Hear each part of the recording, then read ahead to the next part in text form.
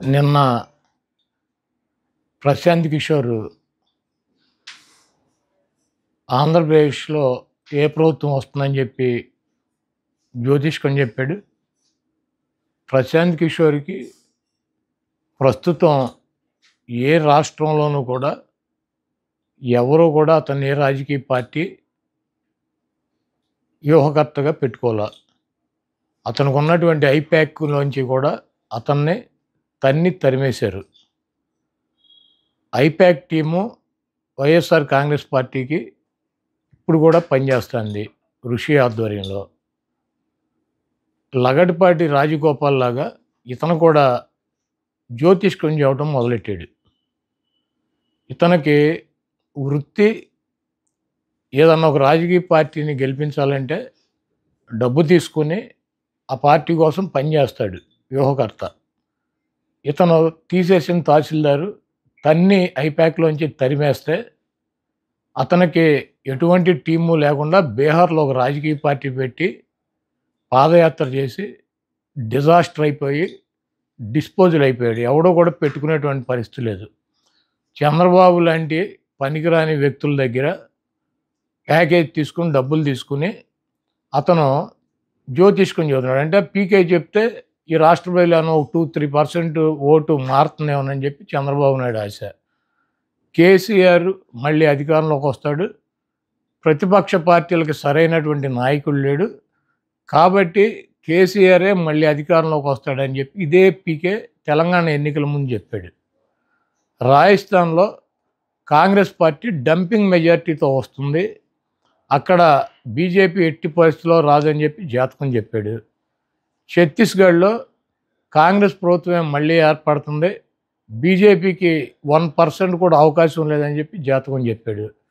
ఎప్పుడు ఇవన్నీ కూడా ఈ 3-4 నెలల్లోనే చెప్పాడు. మొన్న జరిగినటువంటి డిసెంబర్ ఎన్నికల్లో ఈ 3 రాష్ట్రాలకి జాతకం చెప్పాడు. ఇప్పుడు వచ్చి ఆంధ్రప్రదేశ్లో జగన్మోహన్ రెడ్డి గారు గెలిచే అవకాశం లేదు, తెలుగుదేశం పార్టీ గెలుస్తుందని చెప్పి జ్యోతిష్కం చెప్పాడు. ముందు జగన్మోహన్ రెడ్డి గారికి కంగ్రాచులేషన్స్ చెబుతున్నాం.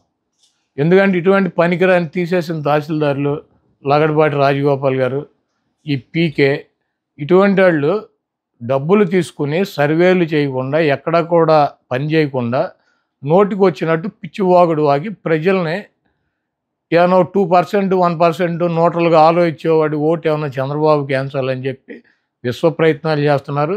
ఇటువంటి పనికిరానటువంటి వ్యక్తులు చెప్పేటువంటి మాటలను ఈ రాష్ట్ర ప్రజలు పట్టించుకోరు. జగన్మోహన్ రెడ్డి గారి ప్రభంజనాన్ని ఆపగలిగినటువంటి శక్తి కానీ సామర్థ్యం కానీ ఈ పీకేలకి చంద్రబాబు నాయుడుకి ఇటువంటి వేస్ట్ ఫెలోస్కి లేదు. జగన్మోహన్ రెడ్డి గారు ఈ రాష్ట్రంలో గతంలో వచ్చినటువంటి 151 సీట్ల కన్నా పెచ్చు సీట్లతో అధికారంలోకి రాకపోతున్నారు. అటువంటి జగన్మోహన్ రెడ్డి గారి మీద ఎవరి దగ్గర డబ్బులు తీసుకుని ఇటువంటి చిల్లర వాగుడు వాగే అటువంటి పీకే లాంటి వెధవల గురించి పెద్ద పట్టించుకోవాల్సిన అవసరం లేదని చెప్పి చెప్తున్నాను.